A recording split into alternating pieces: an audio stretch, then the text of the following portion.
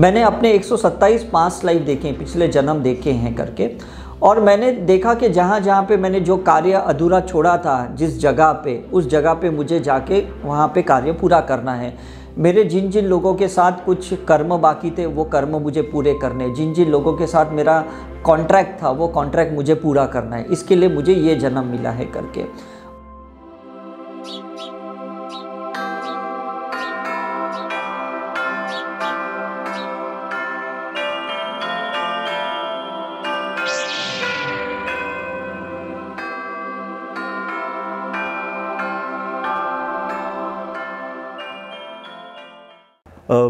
मित्रों, हम सब के सब अपना जीवन जी रहे होते हैं और हमारे जीवन के कई स्तर होते हैं जीने के। अक्सर ये होता है कि जीवन को बहुत सतही से तौर पर जीकर हम चले जाते हैं और उसकी अनंत संभावनाएं हमसे छूटी रहती हैं। हर रोज़ हम गुरुजी के पास या किन्हीं और लोगों के पास इसी जीवन की एक नई दृष्टि लेने के लिए जाते हैं। और आज एक बहुत ही सुंदर संयोग हमारे सबके लिए रहा कि हमारे शहर कुरुक्षेत्र में डॉक्टर उदय शाह स्वयं पधारे और आपका एक बहुत ख़ास तरह का काम है। आप उसे ऊर्जा कह लें, ऑरा कह लें, पुनर्जन्म कह लें, अपने आप में एक नई तरह की खिड़की है जैसे चेतना के धरातलों की और डॉक्टर शाह के माध्यम से। तो आज बड़ी कृपा रही कि उनसे हमारा आज मिलना हुआ, तो कुछ बहुत नायाब तरीक़े की कुछ बहुत महत्वपूर्ण बातें हमें वो बता रहे हैं।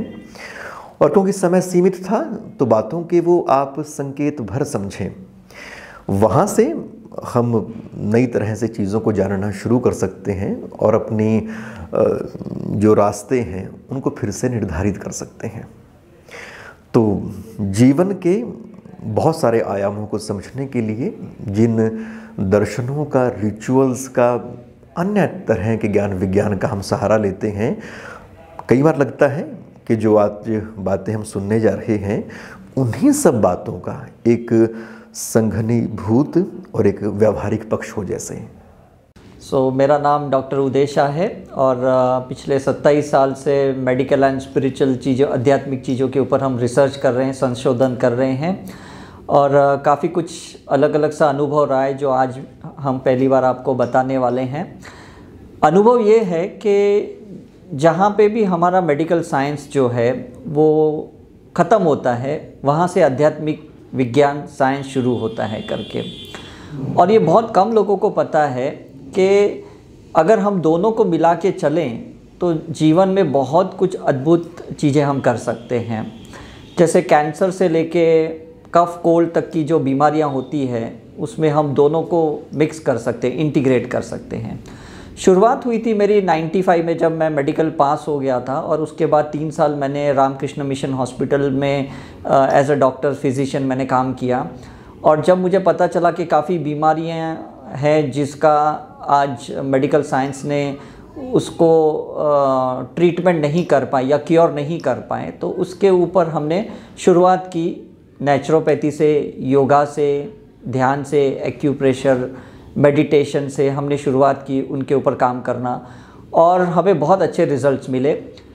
हमें सुनील दत्त जी ने अवार्ड भी दिया for best cancer research in India और टाटा हॉस्पिटल के डॉक्टर्स थे हमारे साथ और उन्होंने भी सारे रिपोर्ट्स को जांच किया। 60 कैंसर के पेशेंट्स के ऊपर हमने ये सब प्रयोग किया था 1 महीना रेसिडेंशियल रिट्रीट के साथ और बहुत ज़बरदस्त रिज़ल्ट मिला उसमें हमें। और तब से लेकर आज तक हम लोगों को ये समझाने की कोशिश कर रहे हैं कि इंसान जहाँ कुदरत के नियम तोड़ता है, जहाँ लॉज ऑफ नेचर को तोड़ता है, वहीं से उसकी बीमारियाँ शुरू हो जाती है। और इंसान 3 चीज़ों में बटा गया है, एक शरीर फिज़िकल, दूसरा मन ऊर्जा और तीसरी आत्मा जिसको हम संस्कार कहते हैं। 3 चीज़ों में बटा गया है। तो आज मैं तीनों चीज़ों के बारे में चर्चा करूँगा। पहला है शरीर। शरीर के लिए व्यायाम की ज़रूरत है, नियम की ज़रूरत है, साधना की ज़रूरत है, योग की ज़रूरत है, खाने पीने के जो तौर तरीके होते हैं जिसमें हम मेडिकल साइंस कहते हैं कि न्यूट्रिशनल डाइट चाहिए हमें, और हमारी जो कैलोरीज है वो परफेक्ट चाहिए, डिपेंड्स अपॉन हमारी एक्टिविटी कितनी है, हमारी नीड कितनी है, उस हिसाब से। अगर हमारी खाने पीने की चीज़ें में गड़बड़ी हुई तो कहीं ना कहीं हमें डायबिटीज़, ब्लड प्रेशर, कैंसर, ऐसी सारी बीमारियां होती है। और काफ़ी चीज़ें हमें आदतें लगती है, सिगरेट, दारू जो व्यसन लगते हैं, उसके वजह से बीमारियां होती है करके। उसके बाद आती है ऊर्जा, एनर्जी, जो सबसे इम्पॉर्टेंट रिसर्च मैंने किया, मैंने पीएचडी की है उसके ऊपर, जिसको आभा मंडल का साइंस कहते हैं, ऑरा का साइंस कहते हैं। वो ये कहता है कि शरीर चलता है ऊर्जा के वजह से, एनर्जी के वजह से, जिसको मेडिकल साइंस इम्यूनिटी कहती है, रोग प्रतिकार शक्ति कहती है।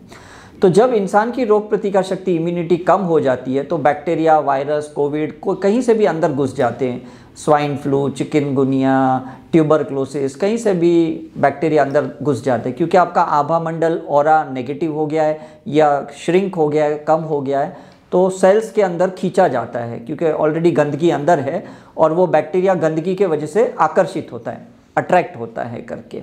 आपके बॉडी में कार्बन ज़्यादा है, आपके बॉडी में नाइट्रोजन ऑक्साइड ज़्यादा है, तो वो अंदर आ जाते हैं करके। तो जैसे जैसे आपकी रोग प्रतिकार शक्ति बढ़ती है, आपकी इम्यूनिटी बढ़ती है, तो वो सारे बाहर निकल जाते हैं, बिकॉज उन्हें खुराक नहीं मिलता है, उन्हें कोई ज़रिया नहीं मिलता है मल्टीप्लिकेशंस का, और वो बाहर निकल जाते हैं। कि ऊर्जा आती कहाँ से? बिकॉज साइंस कहता है energy cannot be created, cannot be destroyed, it can be converted from one form to other form, science ये कहती है। और धार्मिक ग्रंथ भी यही कहते हैं कि हर चीज़ साउंड से आती है, आवाज़ से आती, ध्वनि से आती है, उसमें से तरंगे आती है, वेव्स आती है करके। हम सूरज की किरण है, उससे वेव्स लेते हैं। हम ये जो धरती घूमती है तो उसके वजह से ओम की गूंज आती है, ओम, ऐसा है करके। मतलब कहीं लाइट है, कहीं साउंड है, ये दो चीज़ से हमारी एक ऊर्जा बनती है, इम्यूनिटी बनती है। अब लास्ट आता है हमारा माइंड, जो इस साउंड को डिस्टर्ब करता है, ओम के साउंड को डिस्टर्ब करता है, या ये लाइट है जो गॉड की लाइट नहीं ले रहा है और वो अपनी ही लाइट से जीने की कोशिश कर रहा है। वहाँ पे उसकी रोग प्रतिकार शक्ति, इम्यूनिटी ख़त्म हो जाती है, वहाँ पे उसका ऑरा सिकुड़ जाता है। छोटा बच्चा है ना, वो एकदम प्योर रहता है, वो भगवान की ऊर्जा लेता है, उसका कोई माइंड गेम प्ले नहीं करता, उसमें कोई लॉजिक नहीं होता, तो वो बहुत सही तरीके से उसका विकास होता है, उसका ग्रोथ होता है करके। लेकिन जैसे हम उसको स्कूल में भेजते हैं, हम उसको गॉड की लाइट से डिस्कनेक्ट करते हैं, हम उसको साउंड से डिस्कनेक्ट करते हैं, और उसे हम इंटेलेक्ट बनाने की कोशिश करते हैं। मतलब इंटेलेक्ट का मतलब कॉन्शियस माइंड, जहाँ कॉन्शियसनेस से वो जी रहा था, चेतना से जी रहा था, अब कॉन्शियस माइंड से वो जी रहा है। यहाँ पे ज़मीन आसमान का फ़र्क होता है करके। तो जब हम अपनी एनर्जी से जीने की कोशिश करते हैं तो वहीं से रोग के बीज डालते हैं, सीड्स डालते हैं करके।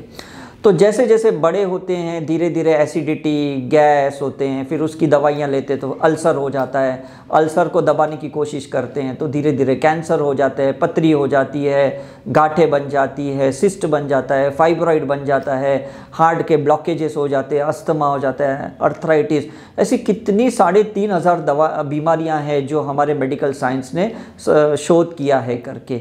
लेकिन ये सारी बीमारियों का कारण कहाँ है? कि जहाँ हमने अपनी एनर्जी को दबोच दिया है या दबा दिया है करके। हमारी नेचुरल एनर्जी ख़त्म हो गई, अभी हम आर्टिफिशियल एनर्जी से जी रहे हैं। मतलब हम खाने को भी गैस पे पका के खाते हैं, जबकि कुदरत ने कभी नहीं कहा था कि भाई मेरे खाने को तुम गैस पे जला ना करके, ऑलरेडी उसमें फायर तो सनलाइट ने डाल के ही रखा था करके, उसको जलाने की ज़रूरत ही नहीं थी। लेकिन हमें उसमें स्वाद चाहिए था, इसलिए हमने उसे जलाया, पकाया, उसमें नमक, मिर्च, तेल सब डाले और उसके बाद हमने उसको खाया। तो जहाँ पे भी आप नेचर की जो कॉन्स्टिट्यूशन होती है, नेचर के जो कंपोजिशंस होते हैं, उसको तोड़ के मरोड़ के अगर हम खाने की कोशिश करेंगे तो डेफिनेटली बीमारियां वहाँ पे ही शुरू हो जाएगी करके। तो ये समझने वाली बात है कि ये एक इंसान ही ऐसा प्राणी है जो कोई भी चीज़ को रॉ नहीं खाता, कच्चा नहीं खाता, हर चीज़ को पका के खाता है। कभी जानवर को आपने नहीं देखा होगा कि कोई चीज़ को पका के खाता है। मतलब शेर भी है, वो भी जो अपना शिकार करता है वो भी रॉ मांस खाता है करके। घोड़ा भी है, वो घास रॉ खाता है, समझ में आया कि नहीं? हर चीज़ रॉ खाते हैं, ये जानने की बात है करके। और जो जानवर भी है वो अपने माँ का दूध कुछ समय के लिए पीते हैं करके। हम ही लोग हैं जो काफ़ी सालों तक दूध पीते आ रहे हैं। सिर्फ माँ का दूध तो ठीक है, लेकिन हम तो जानवर का दूध भी पीते हैं जो एक्चुअली नहीं पीना चाहिए। हमें लगता है 2.4 प्रोटीन की आवश्यकता है और गाय में 40 ग्राम प्रोटीन होता है। तो आप सोचो कि इतना हाई प्रोटीन का अगर आप दूध मिल्क पियोगे तो आपके बॉडी में कितने सारे प्रॉब्लम हो सकते हैं करके। उनकी जो दूध की मात्रा है उनके बछड़े के लिए है, और हमारी जो ग्रोथ की जो नीड है, नेसेसिटी है, वो अलग है करके। हमारी तासी अलग है, उनकी तासी अलग है। उनका जो वेट सोच लीजिए, उनके बच्चे का वेट 4 साल में कितना होता है, 10 गुना ज़्यादा होता है। अपने ह्यूमन बॉडी का मुश्किल से मतलब 3-4% बढ़ता है, इतना ग्रोथ नहीं होता है करके। तो ये सारी समस्या कहाँ पे आई है? जहाँ हमने कुदरत की नियमों का छेड़छानी की है, हमने कुदरत के नियम को फॉलो नहीं किया। तो यहाँ पे बॉडी भी डिस्टर्ब होती है, यहाँ पे माइंड की भी बातें आती है कि हम इंटेलिजेंट बनने की कोशिश करते हैं, हम नॉलेज लेने की कोशिश, किताबें की नॉलेज लेना चाहते हैं। हमारा जो जन्म हुआ है वो अपने अभ्यास के लिए हुआ है, खुद की स्टडी के लिए हुआ है, दूसरों का अभ्यास करने के लिए कोई जन्म नहीं हुआ है करके। मैंने कितने जन्म लिए हैं, कितने जन्म में मैंने क्या किया है और क्या नहीं किया, और मुझे अभी क्या करना है, अभी या आगे क्या करना है, उसके लिए मेरा जन्म हुआ। सामने वाला क्यों जन्म लिया, वो क्या खा रहा है, वो कौन से धर्म को फॉलो कर रहा है, कौन से गुरु को फॉलो कर रहा है, उसके लिए मेरा जन्म नहीं हुआ है करके। लेकिन हम उसी पे ज़्यादा ध्यान देते हैं, दूसरों पे ज़्यादा ध्यान देते हैं, अपने आप से डिस्कनेक्ट हो जाते हैं। तो जो भी इंसान खुद से जिसका ध्यान खुद से हट जाता है, वहाँ पे वो एक बीमारी का कारण बन जाता है करके। मैंने अपने 127 पास्ट लाइफ देखे हैं, पिछले जन्म देखे हैं करके, और मैंने देखा कि जहाँ जहाँ पे मैंने जो कार्य अधूरा छोड़ा था, जिस जगह पे, उस जगह पे मुझे जाके वहाँ पे कार्य पूरा करना है। मेरे जिन जिन लोगों के साथ कुछ कर्म बाकी थे वो कर्म मुझे पूरे करने, जिन जिन लोगों के साथ मेरा कॉन्ट्रैक्ट था वो कॉन्ट्रैक्ट मुझे पूरा करना है, इसके लिए मुझे ये जन्म मिला है करके। तो मैं पिछले 25 साल से यही करते आ रहा हूँ। मैं जगह जगह पे जा रहा हूँ, देश विदेशों में जा रहा हूँ और लोगों को मिल रहा हूँ, उनसे कुछ सीख रहा हूँ और सीखते हुए अपने कर्मों को क्लियर कर रहा हूँ।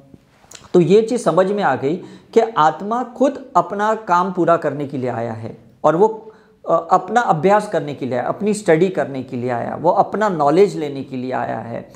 दूसरों की नॉलेज से उसको कोई रोल मॉडल बना के कोई फ़ायदा नहीं है। मैं अगर सोचूं कि सचिन तेंदुलकर मेरा रोल मॉडल है या अमिताभ बच्चन मेरा रोल मॉडल है, तो उससे कोई मुझे फ़ायदा नहीं होने वाला है। क्यों? 3 कारण हैं। एक, उनका व्यवसाय अलग है, दूसरा उनकी एनर्जी अलग है, तीसरा उनकी आत्मा अलग है और उस आत्मा की चेतना भी अलग है करके। जब वो लोग की मेरी कोई मिलाप ही नहीं है, कोई सिंक्रोनिसिटी नहीं, कोई हार्मोनी ही नहीं है हम दोनों के बीच में, मैं उनको रोल मॉडल क्यों बनाऊं या मैं उनके पथ पे क्यों चलूं? देखो, काफ़ी बार हम कहते हैं अरे मैं मेहनत तो बहुत करता हूं लेकिन मुझे उसका फल नहीं मिलता है, राइट? हम कहते हैं ये बच्चा कितनी पढ़ाई करता है लेकिन इसको अच्छे मार्क नहीं मिलते। हम कहते हैं ये इंसान के पास इतनी अच्छी डिग्री है लेकिन इसको जॉब नहीं मिल रहा है, इसके पास इतना अच्छा सर्टिफिकेट्स है, गोल्ड मेडलिस्ट है, लेकिन इसका बिजनेस नहीं चल रहा है। मतलब ये ऊर्जा का ही तो खेल है देखा जाएगा तो। मतलब डिग्री भी है, नॉलेज भी है, लेकिन एनर्जी नहीं है, ऊर्जा नहीं है, तो उसको क्लाइंट्स कहाँ से मिलेंगे या उसको अच्छा बॉस कहाँ से मिलेगा, उसको अच्छा सैलरी वाला जॉब कहाँ से मिलेगा? बहुत मुश्किल है। बिकॉज अगर मेरा आभा मंडल बहुत खुला हुआ है, फॉर एग्जांपल जो रास्ते पे भगवान की मूर्तियाँ होती है, कोई देखता भी नहीं है करके, लेकिन यही मूर्तियाँ जब मंदिर में आते हैं, उनकी प्राण प्रतिष्ठा होती है, तब ऊर्जा आ जाती है उसके अंदर, एनर्जी आ जाती है, तो लोग उसको भगवान मानते, हाथ जोड़ते, तिलक लगाते, उसका अभिषेक करते। जैनों में तो उसके पक्षाल करते हैं, उसका पूरी क्रियाएं करते हैं करके, मतलब पूजा वाले कपड़े पहन के उनको हाथ लगाते हैं, ऐसे नॉर्मल कपड़े पहन के भी हाथ नहीं लगाते। तो आप सोचो ऊर्जा का कितना महत्व है, एनर्जी का कितना महत्व है कि पत्थर के अंदर भी हम भगवान की ऊर्जा डाल सकते हैं। और वो डालने वाला इंसान कौन है? इंसान ही तो है। तो इंसान खुद भी अपने अंदर वो भगवान की शक्तियों को डाल सकता है या उसको रीएक्टिवेट कर सकता है, उसमें इतनी क्षमता होती है। लेकिन सोच इतनी छोटी है इंसान की, उसे लगता है कि भगवान तो सिर्फ मूर्तियों में ही मिलते हैं, मंदिरों में ही मिलते हैं, इंसान के अंदर नहीं मिलते या मेरे अंदर नहीं मिलते। ये सोच बहुत छोटी है। तो अगर वो ये सोच ले कि मेरे अंदर वो भगवान का ही मैं अंश हूँ, मतलब वंश तो भले मैं अपनी फैमिली का है, बायोलॉजिकल डीएनए तो जीन्स तो मैं अपने पूर्वज की लेके आया हूँ, लेकिन जो मेरी सोल की जो ओरिजिन है वो परमात्मा की ओरिजिन है। तो ऊर्जा उन्हीं की है, एनर्जी उन्हीं की है। तो मैं उसी के साथ अगर रिकनेक्ट हो जाऊं तो मुझे लगता है मेरी लाइफ तो बहुत स्मूथ हो जाएगी। जैसे 2-2.5 साल का बच्चा है, वो पूरी तरह से माता पिता पे निर्भर होता है, मतलब डिपेंडेंट होता है। तो उसे कोई टेंशन नहीं कि पैसे कहाँ से आते हैं, खाना कहाँ से आता है, किताबें कहाँ से आती, खिलौने कहाँ से आते हैं, वो कभी पूछता भी नहीं है। बस उसे चाहिए और उसे मिल भी जाता है और वो खेलता भी है करके। हम ह्यूमन बीइंग ऐसे हैं, मनुष्य ऐसा है कि कुछ 4-5 साल के बाद उसे ऐसा लगता है कि कर्ता मैं हूँ, तो उसके अंदर एक कर्ता भाव आ जाता है। तो वो गॉड से डिस्कनेक्ट हो जाता है, ऊर्जा से डिस्कनेक्ट हो जाता है, और इसी के वजह से वो स्ट्रगल करता है, सफरिंग करता है, और उसी के वजह से उसकी पूरी लाइफ डिस्टर्ब रहती है करके।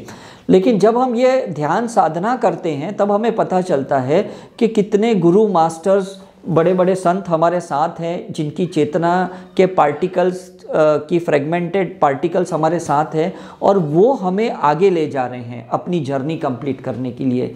तो मुझे लगता है वो बहुत आसान रहेगा करके उस एनर्जी को बढ़ाना भी, और उस ऊर्जा के साथ जीना, जहां हम कहते हैं गुरु की कृपा या ईश्वर की कृपा जो हम बात करते हैं। तो जब हम उनके हॉटस्पॉट से चलते हैं या जब हम उनके वाईफाई से चलते हैं, तो मुझे नहीं लगता कि हमें लाइफ में कभी कोई प्रॉब्लम आ सकती है करके। वो 3 तरीके से हो सकता है। पहला, हमारे अंदर 5 इंद्रियां हैं, मतलब 5 सेंसेस है, जैसे विजन है, टेस्ट है, ऑडिटरी है, सुन सकते हैं। तो ये गॉड ने 5 सेंसेशंस ब्रेन के अंदर ऑलरेडी दिया है करके। उसके बाद हमारे एक है दैट इज़ कॉमन सेंस, जिसको हम कहते हैं, राइट। तो मैक्सिमम लोग कॉमन सेंस से देखते हैं, यार मुझे इसके साथ बहुत अच्छा लगता है, यार मुझे इसके साथ अच्छा नहीं लगता, मुझे ये घर में बहुत अच्छा लगता है, मुझे वहाँ जाके अच्छा नहीं लगता। ये कॉमन सेंस की बात है। उसके बाद 6th सेंस है, ये तीसरा बहुत बड़ा, मतलब हमारे पास टूल्स है। जो लोग ध्यान साधना करते हैं रेगुलर, उनकी ये तीसरा नेत्र बहुत खुला हुआ रहता है, 3rd आई जिसको हम कहते हैं। तो वो तो तुरंत सेंस कर लेता है कि ये इंसान मेरे साथ कैसे जुड़ा है, कब से जुड़ा है, कौन से जन्म से जुड़ा है, क्या मकसद से जुड़ा है, और मुझे इससे क्या सीखना है या मुझे इससे क्या सिखाना है। मतलब इतना उसका 3rd आई पावरफुल होता है करके। तो या तो आप अपने ब्रेन के 5 सेंसेस से चलिए, या तो आप कॉमन सेंस से चलिए, या तो आप 6th सेंस से चलिए। 3 ऑप्शंस हमारे पास नॉर्मली होते हैं करके। हम जब न्यू बॉर्न बेबी होते हैं, बच्चे होते हैं, तभी से हमारा 6th सेंस होता है। कैसे, मैं आपको बताता हूँ कि बच्चा रो रहा है और माँ ने, पिताजी ने कुछ चुटकी मारी, कुछ आवाज़ें निकाली, उसको 6th सेंस से समझता है कि ये मेरे मम्मी पापा हैं, और वो शांत हो जाता है। कोई एक तीसरा आदमी कहीं से आता है और वो चुटकी बजाता है या उसको शांत करने की कोशिश करता है, वो नहीं होता है, क्योंकि बच्चे का 6th सेंस बोलता है ये वो साउंड नहीं है जो मेरी मम्मी पापा, ये वो एनर्जी नहीं है जो मेरी मम्मी पापा की है, मेरे माँ बाप की है। वो बायोलॉजिकली नहीं जानता, अपना खुद का भी अस्तित्व नहीं जानता, वो माँ बाप का नाम भी नहीं जानता, लेकिन उसको सेंस हो जाता है कि ये वो नहीं है। तो किसी को गोद में भी उठाते हैं ना, वो देखता है तो उसको अलग ऑरा एनर्जी महसूस होता है और वो रोना शुरू कर देता है ना। मतलब 6th सेंस बचपन से हमारे अंदर है, लेकिन जैसे जैसे हम उसको लॉजिकल माइंड पे लेके आते हैं तो उसका 6th सेंस गायब हो जाता है। और उसके बाद जब वो ध्यान साधना कभी भी शुरू करने की कोशिश करता है तो 6th सेंस वापस रीएक्टिवेशन हो जाता है। जैसे मेरे 25 साल की उम्र में जब पहली बार मैंने हीलिंग सीखी थी और मुझे जब शक्तिपात दी गई थी, तो मेरा 6th सेंस एक्टिवेट हो गया, और उसके बाद मैंने अपना पिछला जन्म देखना धीरे धीरे मैंने शुरुआत की थी, ऐसा है करके। इसको इंडिविजुअली लेवल पर किया जा सकता है या फिर गुरु का होना बहुत लाजमी है? नहीं, लाजमी है। बिकॉज कैसा है कि जैसे स्कूल में भी अगर हम गए तो जब तक टीचर पढ़ाती नहीं, A for apple, B for baby, ऐसा समझ में नहीं आएगा। भले एप्पल अपने सामने भी है तो भी नहीं समझ में आता है कि ये एप्पल को ए के साथ जोड़ना है, ये बी को बॉल के साथ जोड़ना है, ये सी को कैट के साथ जोड़ना है, ये टीचर बताती है, राइट। तो धर्म के गुरु या आध्यात्मिक गुरु ये जब हमारे जीवन में होते हैं तब ये कहते हैं कि आपकी ऊर्जा के हिसाब से, एनर्जी के हिसाब से आपको राजयोग करना चाहिए, या आपको क्रिया योग करना चाहिए, या आपको सुदर्शन क्रिया करनी चाहिए, या आपको कुंडलिनी का ध्यान करना है, या आपको चक्र का ध्यान करना है। तो वो गुरु बताते हैं कि भाई हमें अपने आप को किस चीज़ से जोड़ना है, किस ऑर्गेनाइजेशन से जुड़ना है, या किस गुरु से जुड़ना है, किस मास्टर के साथ जुड़ना है। इसलिए गुरु की बहुत ज़रूरत है हमें। को कैसे रीएम्फेसाइज किया जाए? हाँ, ये बहुत ज़रूरी है। जैसे मैं आपको एक चीज़ बताऊं कि अगर आप 10th स्टैंडर्ड तक स्कूल में गए और उसके बाद अगर आपको कॉलेज में नहीं भेजा गया तो आपका वो नॉलेज तो अब मैकेनिकल रहा जो 10th स्टैंडर्ड तक का था, अब आगे उसका विकास ही नहीं हो रहा है। तो धर्म का ज्ञान लेने के बाद अब हमारी ड्यूटी बनती है कि उसको अपने संस्कारों में उतारना, जीवन में उतारना, उसको स्पिरिचुअलिटी कहते हैं। तो स्कूल का मतलब है रिलीजन और कॉलेज का मतलब है स्पिरिचुअलिटी। तो कॉलेज में हम आज़ादी के साथ घूमते, फ्रीडम के साथ घूमते, तो आध्यात्मिक भी आज़ादी के साथ सीखा जाता है कि जो आपने धर्म में नॉलेज लिया है वो अब आप अपने जीवन में कैसे उतारें। चाहे आप बिज़नेस करते हो, आप जॉब करते हो, आप हाउसवाइफ हो, या आप डॉक्टर हो, इंजीनियर हो, या आप टेक्नीशियन हो, जो भी हो, अब उस धर्म का जो सार आपने सीखा है उसको जीवन में उतारना है, इसको आध्यात्मिक कहते हैं। फिर तो ये हुआ कि बिना अध्यात्म के धर्म व्यर्थ है। 100%। मैंने यही कहा ना कि आज अगर आप कहीं नौकरी के लिए जाते हो और आप बताओ कि भाई मैं 10th पास हूँ, तो आपको नौकरी नहीं मिलेगी। बोले कि नहीं, थोड़ा आप ग्रेजुएशन तो करके आओ, थोड़े कॉलेज में तो जाके आओ, है ना। तो ये चीज़ होता है कि धर्म एक लेवल तक आपको संस्कार देता है अपने कुल की, अपने रिलीजन की, या अपने कस्टम्स की, अपने ट्रेडिशन की, लेकिन उसके आगे का जो ज्ञान है वो अपने आत्म संस्कार से मिलता है। जो आपने धर्म का संस्कार को अंदर उतारा, अब आत्म संस्कार यहाँ काम करता है। और जैसे जैसे हम media, social media, mobile, gadgets में आ गए, तो हमारा जो पर्सनल स्पेस है वो तो और लिमिटेड हो गया। तो आप इसको डिफाइन करें कि कितना बड़ा चैलेंज है और इससे फिर कैसे बाहर आए? नहीं, ये तो एक बहुत अच्छा साधन है जो लोग इसको मिसयूज़ करते हैं। कैसे, मैं आपको बताता हूँ कि जो डिजिटल वर्ल्ड है जिसको हम कहते हैं, मीडिया का जो एक यहाँ पे बहुत बड़ा एक रोल आता है इस युग में, इस लोगों के लिए, कि आप एक जगह पे बैठ के ये देख सकते हो कि दूसरे देश में आज गुरु क्या प्रवचन दे रहा है, क्या ध्यान सिखा रहा है, क्या ज्ञान दे, सब कुछ ले सकते हो। लेकिन हम वो चीज़ें नहीं ले रहे। हम क्या देख रहे हैं, क्या न्यूज़ चैनल में क्या चल रहा है, कोविड के केसेस कितने हुए, कितने लोग मरे, कितने लोग वेंटिलेटर पे हुए, कहाँ पे असुविधाएं हैं, कहाँ पे मतलब भ्रष्टाचार है, कहाँ पे किसानों के साथ कुछ अत्याचार हो रहा है। ये सारी चीज़ें हम देख रहे हैं मीडिया पे, हम उसका पॉजिटिव साइड नहीं देख रहे। तो जब लॉकडाउन शुरू भी हुआ था पिछले साल मार्च में, तो मैं 6 महीने तक अपने घर पे था, जो मैं कभी भी नहीं बैठा था उसके पहले। लेकिन उस 6 महीने में मैंने इतने सारे गुरुओं के लेक्चर सुने, उनके गाइडेड मेडिटेशंस को मैंने फॉलो किया, और हमने भी जूम सेशंस पे इतने सारे करीबन 450 नए टॉपिक्स के ऊपर हमने नॉलेज दिया लोगों को। तो उसके वजह से कितने लाखों लोगों तक हम पहुंच पाए जो शायद हम नहीं पहुंच पाते थे। ऐसे हम अपने दिन की शुरुआत कैसे करें? हाँ, ये बहुत अच्छा है। दिन की शुरुआत रात को सोने से होती है, कि हम रात को कैसे सोए, उससे दिन की शुरुआत होती है। जैसे रात को जब आप सोते हो तो सोने से 2 मिनट पहले, 3 मिनट पहले ध्यान करें, फॉरगिवनेस करें, क्षमापना करें। जिनके साथ भी गिले शिकवा पूरे दिन में थे वो ख़त्म करके रात को सोए, ताकि आपकी नए दिन की शुरुआत अच्छी हो। हम ऐसे नहीं करते।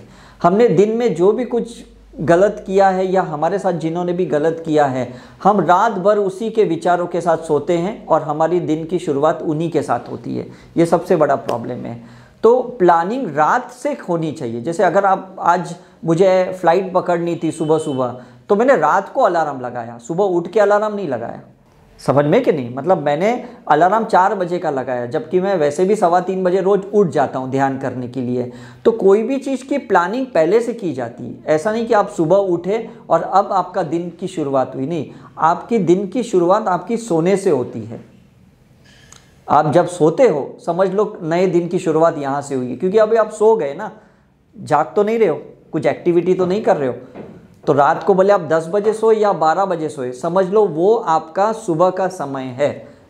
क्योंकि उस टाइम पे आपकी खरी चेतना जागती है, उस टाइम पे आपका अचेतन मन सोना चाहिए अगर आपके अंदर कोई विचार नहीं है। लेकिन आप इतना सोच सोच में सोते हो कि पूरी रात भर वो अचेतन मन चलते रहता है, एक्टिव रहता है, और सुबह आपकी वही नींद खुलती नहीं है, आप 10 बार अलार्म बंद करते हो और आपका दिन भी वैसे खराब जाता है। कर फॉर्मूला कई बार लोग ऐसा कहते हैं कि आप डायरी लिखनी शुरू करें। हाँ, तो क्या वो मदद करती है? वो करती है।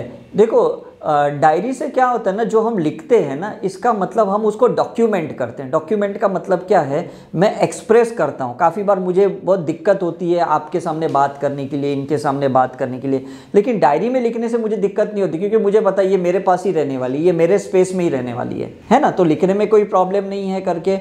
और लिखने के बाद क्या होता है, हम मन हल्का हो जाता है। चलो आज मैंने अपने आप के लिखा कि इसमें क्या है।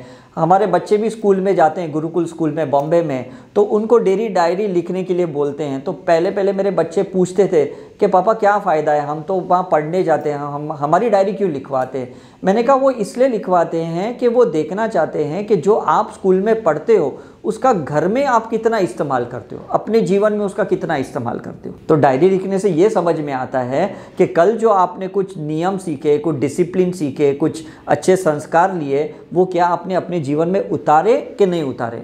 आपने गुस्से को कंट्रोल करना सीखा कि नहीं, डर को आपने अंदर से निकाला कि नहीं, ये सब चीज़ों को समझ में आता है करके। अब यहाँ पे क्या है, रात को मैंने कहा फॉरगिवनेस से सोना है, माफ़ करके सोना है। खुद को भी माफ़ करो अगर आपने कुछ गलती की, और लोगों को भी माफ़ करो कुछ गलती की।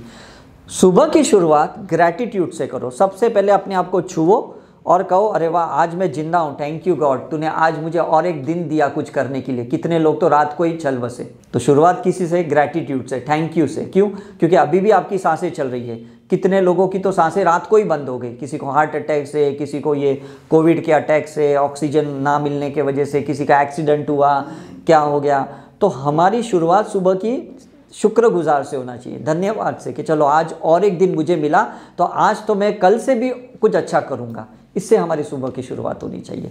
फिर आप ध्यान करो, योगा करो, ये एक्स्ट्रा है, लेकिन सबसे पहले तो थैंक यू बोल के आपको बेड से उठना है करके।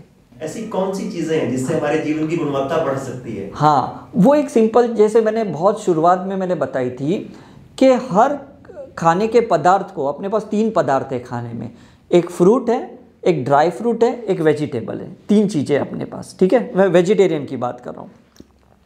ड्राई फ्रूट को अगर हम अखरोट और काजू को छोड़ दें तो ड्राई फ्रूट को रात को भिगो के सुबह खाएं, क्योंकि उसमें ऑक्सीजन की ज़रूरत है, उसमें वाटर की ज़रूरत है।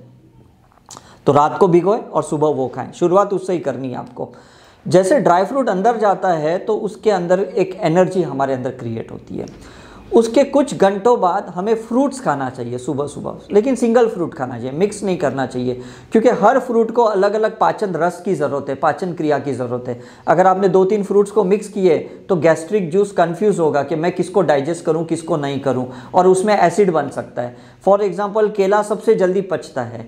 केले को अगर आप मैंगो के साथ खाओगे, मैंगो सबसे लेट पचता है, क्योंकि उसमें शुगर लेवल की मात्रा ज़्यादा है, कोलेस्ट्रॉल की मात्रा ज़्यादा है करके।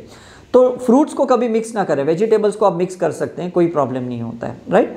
तो शुरुआत पहले भीगे हुए ड्राई फ्रूट से करें, फिर 1-2 घंटे के बाद आप फ्रूट्स के साथ खाएं, और जैसे जैसे दिन बढ़ता है आप सलाद से खाएं, वेजिटेबल्स के साथ खाएं।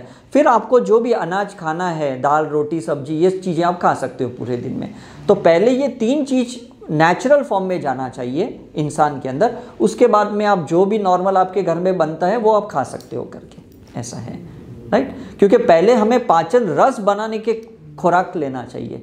एक बार पाचन रस, गैस्ट्रिक जूस बन गया आपके गॉल ब्लैडर में, फिर आप कुछ भी खाना खाओ पच जाएगा, फिर आप डायरेक्ट अनाज नहीं खाना ज़रूर, ऐसा है।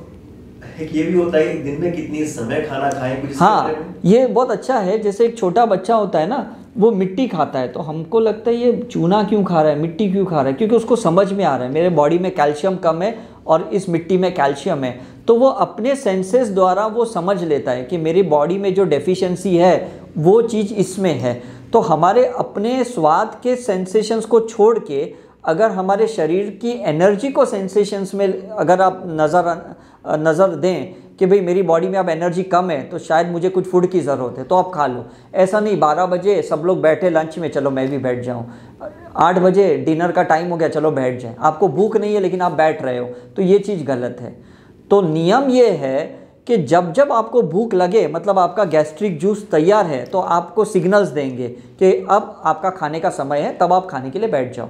घड़ी के कांटे के हिसाब से ना खाएं और लोगों के साथ बैठना है इसलिए ना बैठें खाने के लिए, ये चीज़ बहुत ध्यान में रखें।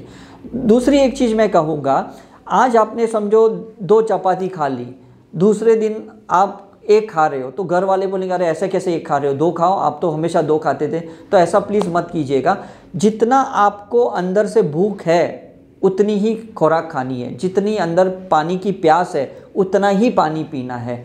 तो फूड का और वाटर का सेंसेशंस को एक्टिव रखें, आप घड़ी के हिसाब से और लोगों के हिसाब से ना खाएं, वो बहुत इंपॉर्टेंट है। अब आत्मा की जो रिसर्च हमने की, हमने 3500 लोगों को हमने पिछले जन्म का पुनर्जन्म का एक प्रयोग किया पिछले 13-14 साल में, उसकी कुछ अनुभव की मैं बात करता हूँ यहाँ पे। उसमें एक चीज़ मैं कहूँगा कि हर बार जब हम जन्म लेते हैं तो हम एक रिफाइंड वे में लेते हैं। जैसे आप देखते हो कि एक आईफोन पहले आया था और आज जो आईफोन 13 है उसमें कितना फ़र्क है, राइट। हमने 6600 नोकिया का मोबाइल देखा था जिसमें 2 मेगापिक्सल था, उसमें 2 MB मेमोरी थी। आज 24-48 मेगापिक्सल कैमरा है, आज 512 GB मेमोरी है, एक 1 टेराबाइट मेमोरी है। मतलब ये कैसा डिजिटल प्रोग्रेस है। तो सोल का भी एक डिजिटल प्रोग्रेस है। कुछ चीज़ें वो छोड़ता है और कुछ नई चीज़ों को वो आत्मा पकड़ती है, और उस नई चीज़ों की जो खोज है उसी के आधार पे एक उसका जीवन चलता है। तो हमने देखा है कि there is a system call life between life, मतलब एक बार इंसान मरता है और उसके बाद दूसरा जन्म के बीच का जो समय है उसको लाइफ बिटवीन लाइफ कहते हैं। उसके पास 72 घंटे हैं, 72 आवर्स है, जब वो प्योर चेतना में भगवान के साथ लाइट के साथ बैठता है। और पहले तो वो पिछले जन्म में क्या अनुभव हुआ उसकी चर्चा करता है, और उसके बाद वो भगवान से कहता है भाई ऐसा अनुभव प्लीज़ आगे मत देना मुझे, या ऐसा परिवार मत देना, या ऐसा व्यवसाय मत देना, या ऐसा देश मुझे मत देना। मुझे अब आगे के जन्म में ना मुझे ऐसा परिवार चाहिए, मुझे ऐसा घर चाहिए, ऐसा एजुकेशन चाहिए। तो गॉड तथास्तु कहते हैं और उनको बाद में नीचे भेज देते हैं और एक नया जन्म की शुरुआत होती है। तो इसका मतलब है कि हर जन्म की प्लानिंग हम खुद करते हैं। हम किसी को कभी ब्लेम नहीं कर सकते कि इसके वजह से मेरा जीवन नर्क हो गया या उसके वजह से मेरा जीवन आगे नहीं गया, ऐसा नहीं है। हम रेस्टोरेंट में भी जाते हैं ना, तो पहला हम पूरा मेनू कार्ड चेक करते हैं और उसके बाद हम कहते हैं कि आज मुझे ये पंजाबी डिश खानी है, आज मुझे ये गुजराती थाली खानी है, आज मुझे साउथ इंडियन डिश खानी है। और जो हम ऑर्डर करते हैं और वही हिसाब से किचन में से खाना बन के आता है। अब मान लो 15 मिनट के बाद आप कहते हो नहीं मुझे ये खाना नहीं चाहिए, मुझे दूसरा चाहिए, वो कहेगा नहीं सर आपका तो खाना बन गया है, रेडी है, बस अभी हम आपके पास लेके आ रहे हैं। तो आप अपने जीवन को ऑल ऑफ सडन चेंज नहीं कर सकते। जो भी लाइफ बिटवीन लाइफ आपने सोचा है उसके लिए आपको 60, 70, 80 साल बिताने ही पड़ेंगे। अगर एक है कि जब आप प्योर कॉन्शियसनेस में, प्योर मेडिटेशन फॉर्म में जो हम पास्ट लाइफ रिग्रेशन में ले जाते हैं, वहाँ पे हम आपकी रीप्रोग्रामिंग माइंड की करते हैं और ब्रेन की रीफ्रेमिंग करते हैं। वहाँ पे काफ़ी चीज़ों को हम चेंज कर सकते हैं। जैसे कुछ लोगों के बार बार तलाक होते हैं, डिवोर्स होते हैं, कुछ लोगों के ब्रेकअप्स होते हैं, कुछ लोगों के बहुत छोटी उम्र में बीमारियाँ होती हैं, डायबिटीज़ है, जुवेनल डायबिटीज़ है, कैंसर है। तो हम उन चीज़ों को रीप्रोग्रामिंग करते हैं और उनके अंदर से पिछले जन्मों के कुछ जो कड़वे अनुभव हैं, जो बुरे अनुभव हैं, उनको हम निकालते हैं। जो एक रिवेंज एटीट्यूड है, हेट्रेड रिवेंज है अपने फैमिली मेम्बर के लिए या वो आत्माओं के लिए जो पिछले जन्म में इन्होंने दुख दर्द दिया है और वो इसी जन्म में उन्होंने उनको आकर्षित किया है और उनके साथ वो बदले के भावनाओं से व्यवहार कर रहे हैं, वो चीज़ें हम पिछले जन्म के क्रियाओं से सब निकाल देते हैं ताकि आगे का समय बहुत अच्छी तरह से वो बिता पाएँ करके। थोड़ी देर पहले मैं कह रहा था कि आज से 7 साल पहले ऋषिकेश में हमारा 5 दिन का एक कैंप चल रहा था और वहाँ पे एक योगा टीचर आए हरिद्वार से और उन्होंने हमसे सीखा 5 दिन बहुत कुछ। और उसके बाद में उन्होंने मालदीव्स बुलाया जहाँ पे वो योगा टीचर थे करके। तो वहाँ मालदीव्स में जब मैं गया तो वहाँ के जो ओनर थे वो ब्राउन एंड बॉटअप लंदन यूके के थे और उन्होंने मुझे कहा कि डॉक्टर साहब मेरा कुछ अपना पर्सनल प्रोफेशनल प्रॉब्लम है बिज़नेस का, आप मुझे देखिए क्यों हो रहा है मेरे साथ ये। तो जब मैं उनको पिछले जन्म लेके गया तो उन्होंने खुद को धृतराष्ट्र के फॉर्म में देखा, महाभारत के, और उन्होंने 2 घंटे तक सारी धृतराष्ट्र की लाइफ बताई, जबकि वो कभी इंडिया आए नहीं थे, उन्होंने कभी उनको महाभारत भी नहीं पता ऐसा कोई है, और उन्होंने उस किरदार के बारे में, उस कैरेक्टर के बारे में 2 घंटे चर्चा की। उसके बाद वो कुछ देर कृष्णा के साथ कनेक्ट हो गए और उन्होंने मुझे कुछ अपने पर्सनल मैसेजेस दिए कि ये कुरुक्षेत्र है और कुरुक्षेत्र में बहुत सारे लोग, निर्दोष लोग मर गए हैं और उनका पुनर्जन्म हुआ है, और वो हरिद्वार में देव संस्कृति में बच्चे हैं, लड़के हैं, लड़कियां हैं, तो प्लीज़ जाके उन्हें मदद कीजिए, उन्हें हीलिंग सिखाइए, उन्हें उनका भी पास्ट लाइफ का प्रयोग कीजिए करके, और उनके अंदर जो बदले की भावनाएं हैं, जो रिवेंज है, वो उनको निकालवाइए। तो हमने सोचा ठीक है, अगर मैसेज आया तो शायद कैसे भी काम तो करना ही है। और जब मैं इंडिया आया रिटर्न उसी दिन, तो दूसरे दिन मुझे हरिद्वार से फ़ोन भी आता है और मुझे बुलाया भी, इनवाइट भी किया उन बच्चों को सिखाने के लिए, और मैं गया वहाँ पे और 2 दिन तक मैंने उन बच्चों के साथ सारा मेडिटेशन, हीलिंग प्रयोग भी किया। और यकीन मानिए कि उस दिन के बाद बच्चों के अंदर बहुत से चेंजेस आए, उनकी लाइफ, कोई अच्छा योगा टीचर बना, कोई अच्छा MBA पास किया, किसी ने बहुत वहाँ आध्यात्मिक का खुद ही जॉब उसी कॉलेज में सीखना ये किया। तो ऐसा होता है कि जब आप पिछले जन्मों की चीज़ों को, कर्मों को आप क्लियर करते हो, हील कर देते हो, तो आपका अभी का जन्म, प्रेजेंट लाइफ है, वो बहुत अच्छा होता है। मतलब आपका प्रोग्रेस बहुत फास्ट होता है लाइफ में। जब तक हम ये सोचते हैं कि मैं कुछ कर रहा हूँ, मतलब कर्ता भाव हूँ, तब तक हम आत्मा से जुदा हैं। और जैसे हम आत्मा की दृष्टि से कुछ करते हैं तो ऊर्जा पूरी बदल जाती है। तो ये हमने ऑरा साइंस की स्टडी से भी देखा है कि हमारी आभा मंडल खुल जाती है, पॉजिटिव एनर्जी बढ़ जाती है। हमारा अब माइंड डिवाइन माइंड से चलता है। डिवाइन माइंड मतलब भगवान के माइंड से चलता है, गुरुओं के माइंड से चलता है। उसके बाद हमारी खुराक भी बदल जाती है। मतलब हज़ारों लाखों लोग जो हमारे ये प्रयोग में आते हैं वो कहते हैं कि साहब आपके पास आने के बाद पता नहीं मेरा नॉनवेज छूट गया, मुझे छोड़ना तो था नहीं लेकिन पता नहीं अब खाने की इच्छा नहीं हो रही। जबकि हम तो किसी को मना ही नहीं करते, हम कहते हैं भाई अगर आपकी इच्छा हो रही है तो आप खा लो करके। क्यों? क्योंकि मन को दबाना नहीं है, कोई भी चीज़ को सप्रेस नहीं करनी है। अगर कोई चीज़ का अनुभव लेने आए हो तो उसका अनुभव ले लो, लेकिन जब इंसान आत्मा की चेतना के साथ चलता है तो उसका बहुत परिवर्तन होता है। वो अब पैसा नहीं देखता, वो हार जीत नहीं देखता, वो दिन या रात नहीं देखता, वो जात पात नहीं देखता, वो सबको मदद करने के लिए तैयार होता है, वो सबको प्यार देने के लिए तैयार होता है, वो सबके साथ आत्मीयता से रहता है, सहानुभूति के साथ रहता है, करुणा भाव से रहता है। तो ये बहुत चेंजेस उसके अंदर आते हैं। जो पहले उसका कोई नियम नहीं था खाने पीने का, अब हर चीज़ वो नीति से, नियम के साथ उसका जीवन का गुजारा होता है। हमारे रिसर्च के हिसाब से ह्यूमन में 7 प्रकार की लाइफ होती है। ह्यूमन के पहले हम जानवर होते हैं, जानवर के पहले हम प्लांट्स होते हैं, प्लांट्स के पहले हम मिनरल्स होते हैं, और मिनरल्स के पहले हम 5 तत्व वाले होते हैं। 5 एलिमेंट्स के कोई ना कोई एक एलिमेंट वाले होते हैं। तो अगर मैं ह्यूमन की बात कहूँ तो ह्यूमन में 7 प्रकार की लाइफ होती है। Infant soul, baby soul, young soul, mature soul, old soul, transcendental soul और इनफाइनाइट सोल। इनफाइनाइट सोल में हम भगवान बन जाते हैं। तो सबसे खास बात ट्रांसीडेंटल सोल में होती है, जब हमारी चेतना आज्ञा चक्र के यहाँ पे होती है, तब हमारी लाइफ कुछ अदृश्य वाली हो जाती है। मतलब कभी हम जन्म लेते हैं, कभी नहीं लेते, लेकिन हमारी ऑटोबायोग्राफी से लोगों के जीवन बदल जाते हैं। हमारे सिर्फ एक हम मैसेंजर बन जाते हैं लोगों के लिए। मतलब हमने जो भी अपने लाइफ में काम किए हैं उसके बलबूते पे लाखों लोगों की जीवन चेंज हो जाते हैं। उसमें अगर हम जन्म ना भी लें तो भी चल जाएगा। हमारा यहाँ पे हॉटस्पॉट एक्टिवेट होता है, लोग हमारी ऊर्जा की किरण लेते हैं, चेतना लेते हैं और अपना अच्छा जीवन बिता लेते हैं। तो ये बहुत ज़बरदस्त जीवन होता है। जैसे स्वामी विवेकानंद है या रामकृष्ण परमहंस है, या अभी ये जो भी इस युग के जो भी शिरडी साईं बाबा, ये जो भी लोग थे, आज हम इनके जीवन के चरित्र को देखते हुए हम अपना जीवन बिता रहे हैं, क्योंकि ये लोग सारे वो ट्रांसीडेंटल सोल लेवल के थे। अब हर जन्म में हर लेवल पे 100 जन्म होते हैं, हमारे मैक्सिमम 100 जन्म होते हैं। तो जो इंसान जितने ज़्यादा धर्म करता है या जितने ज़्यादा आध्यात्मिक क्रियाओं का इस्तेमाल करता है उतने उसके जन्म कम होते हैं। तो कम जन्म में वो ज़्यादा ज्ञान ले लेता है, ज़्यादा अनुभव ले लेता है।